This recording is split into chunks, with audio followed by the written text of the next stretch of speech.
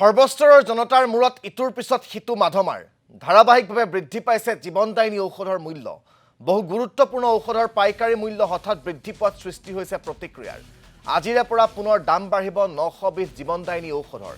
1 এপ্ৰিলৰ পৰা বৃদ্ধি পাব ৰক্তচাপৰ পৰা হৃদৰোগ, কিডনিৰ ৰোগলৈকে ঔষধৰ দাম। কলেষ্টৰেল, ইনচুলিন, ডায়েৰিয়া, গেষ্ট্ৰ, পক্ষাঘাত আদি ৰোগৰ ঔষধৰ নামো অন্তৰ্ভুক্ত হৈছে দাম বৃদ্ধি হ'বলগীয়া তালিকাত। ঔষধৰ দাম 1.74%তকৈ বৃদ্ধিৰ সিদ্ধান্ত ৰাষ্ট্ৰীয় ঔষধি মূল্য নিৰ্ধাৰণ প্ৰাধিকৰণৰ। আমি পুনৰবাৰ আপোনালোকক এই গুৰুত্বপূৰ্ণ খবৰটো জনাব বিচাৰিছোঁ। আজিৰে পৰা যেহেতু নতুন বিত্তীয় বৰ্ষ আৰম্ভ হৈছে, গতিকে নতুন বিত্তীয় বৰ্ষৰ প্ৰথম দিনটোতেই সৰ্বস্তৰৰ জনতাৰ মূৰত আকৌ এটা মাধমাৰ সোধাই জীৱনদায়িনী ঔষধৰ মূল্য আজিৰে পৰা বৃদ্ধি কৰাৰ সিদ্ধান্ত গ্ৰহণ কৰিছে। বহু গুৰুত্বপূৰ্ণ ঔষধৰ পাইকাৰী মূল্য হঠাৎ বৃদ্ধি পোৱাত এতিয়া সৃষ্টি হৈছে প্ৰতিক্ৰিয়াৰ। আজিৰে পৰা পুনৰ দাম বাঢ়িব 900 জীৱনদায়িনী ঔষধৰ।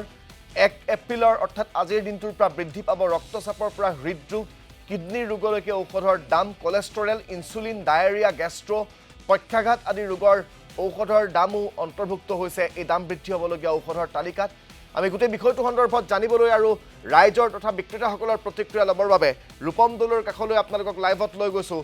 ৰূপম দলৈ, আজিৰে পৰা নতুন বিত্তীয় বৰ্ষ আৰম্ভ হৈছে আৰু নতুন বিত্তীয় বৰ্ষৰ প্ৰথম দিনটোতে পুনৰবাৰ আজি জীৱনদায়িনী ঔষধৰ দাম বৃদ্ধিৰ সিদ্ধান্ত গ্ৰহণ কৰিছে। আকৌ ৰামটাঙোন সোধোৱা হৈছে সৰ্বস্তৰৰ জনতাৰ মূৰত।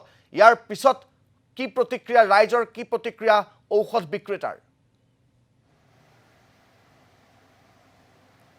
ৰাজীৱ চাওক, নতুন বিত্তীয় বৰ্ষত প্ৰতি বছৰে এই ধৰণে দেখিবলৈ পোৱা যায় যে অত্যাৱশ্যকীয় যিসমূহ ঔষধ, এই ঔষধসমূহৰ দাম বৃদ্ধি কৰা হয়।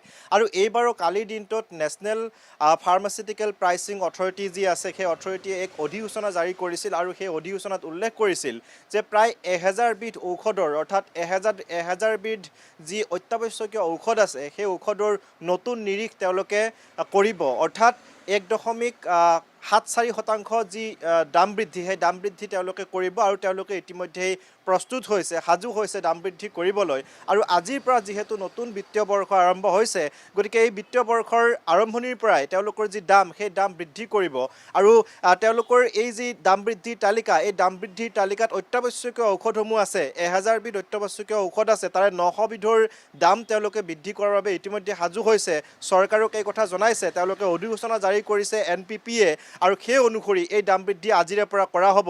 আমি ফাৰ্মাচীত এইখিনি মুহূৰ্তত উপস্থিত আছোঁ, ফাৰ্মাচীৰ বিক্ৰেতাসকলৰ আমি মন্তব্য জানিবলৈ চেষ্টা কৰিম। কিন্তু তাৰ পূৰ্বে এটা কথা প্ৰতিনিধি দৰ্শকসকলক জনাবলৈ চেষ্টা কৰিছোঁ। অত্যাৱশ্যকীয় ঔষধ বুলি ক'লে আপোনাৰ যি অনবৰতে লাগি থাকে, সেয়া লাগিলে ৰক্তচাপ অৰ্থাৎ প্ৰেছাৰৰ, মধুমেহ অৰ্থাৎ ডায়েবেটিছ ৰোগৰ, আৰু অস্ত্ৰোপচাৰৰ যিসমূহ, অৰ্থাৎ মেডিকেলত সদায় ব্যৱহৃত যিসমূহ অস্ত্ৰোপচাৰৰ যিসমূহ ঔষধ, সেই ঔষধসমূহৰ দাম বৃদ্ধি কৰা হৈছে। অৰ্থাৎ আজিৰে পৰা সেই নতুন নিৰীখ যিসকল গ্ৰাহকে ঔষধ ক্ৰয় কৰিব, সেই গ্ৰাহকসকলে দিব লাগিব নতুন নিৰীখ।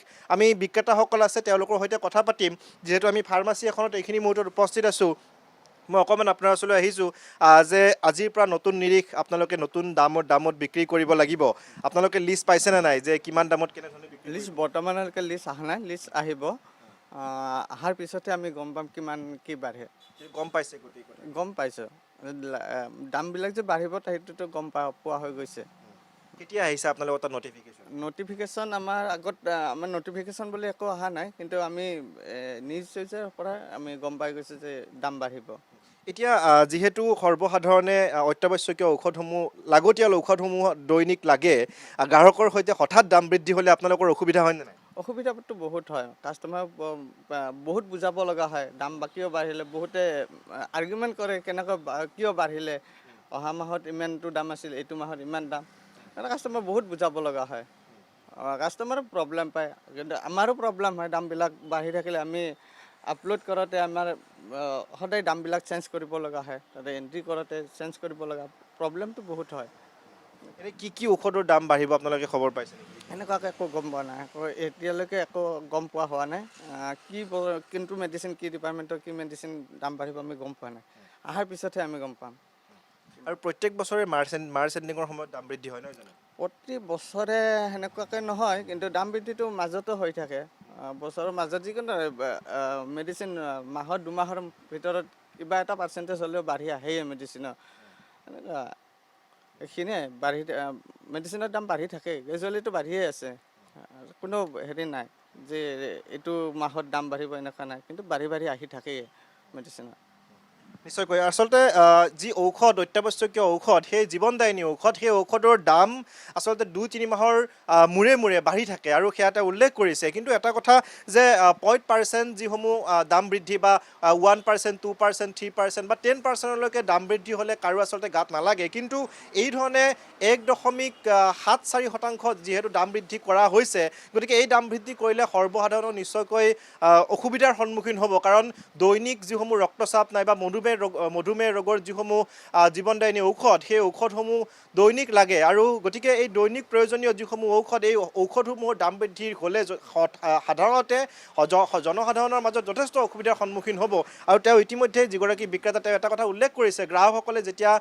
ঔষধ ক্ৰয় কৰিবলৈ আহিলে তেওঁলোকৰ সৈতে যুক্তি তৰ্কত মিলিত হ'বলগীয়া হয় কথাটো হ'ল যে 2-3 মাহৰ মূৰে মূৰে এই ধৰণে দাম বৃদ্ধি আৰু দাম বৃদ্ধিৰ ফলত সৰ্বসাধাৰণৰ হাৰাশাস্তি গতিকে এই ধৰণৰ আচলতে দেখিবলৈ পোৱা গৈছে বিগত সময়ছোৱাসমূহতো আমি দেখিছিলোঁ যে এই ধৰণে দাম বৃদ্ধি হৈ থাকে 2-3 মাহ 2 মাহ পূৰ্বে আমি বাতৰি সম্প্ৰচাৰ কৰিছিলোঁ যে দাম বৃদ্ধি হৈছিল আৰু সেই 2 মাহ পিছত যিহেতু বিত্তীয় বৰ্ষ শেষ নতুন বিত্তীয় বৰ্ষ আৰম্ভ হৈছে নতুন বিত্তীয় বৰ্ষ আৰম্ভ হোৱাৰ লগে লগে এই ধৰণে দাম বৃদ্ধি হৈছে আৰু সমান্তৰালভাৱে সৰ্বসাধাৰণৰ মাজত হাৰাশাস্তিৰ সন্মুখীন হ'বলগীয়া সৰ্বসাধাৰণৰ মূৰত যেন ৰামটাঙন এক কঢ়োৱা হৈছে তেনেধৰণৰ ঘটনা সংঘটিত হৈছে আপুনি ধন্যবাদ জ্ঞাপন কৰিছোঁ ৰূপম দলৈ আমাক সবিশেষ জনোৱাৰ বাবে আৰু এতিয়া আজিৰে পৰা যিহেতু নতুন বিত্তীয় বৰ্ষ আৰু নতুন বিত্তীয় বৰ্ষৰ প্ৰথম দিনটোতেই ঔষধৰ পুনৰ দাম বৃদ্ধি হ'ব আটাইতকৈ ডাঙৰ কথা এই যিবোৰ ঔষধৰ দাম বৃদ্ধিৰ তালিকা প্ৰস্তুত কৰা হৈছে বা যিবোৰ ঔষধৰ দাম বৃদ্ধিৰ সিদ্ধান্ত গ্ৰহণ কৰা হৈছে সেই ঔষধবোৰৰ ভিতৰত আছে ৰক্তচাপজনিত কাৰণত ব্যৱহাৰ কৰা ঔষধ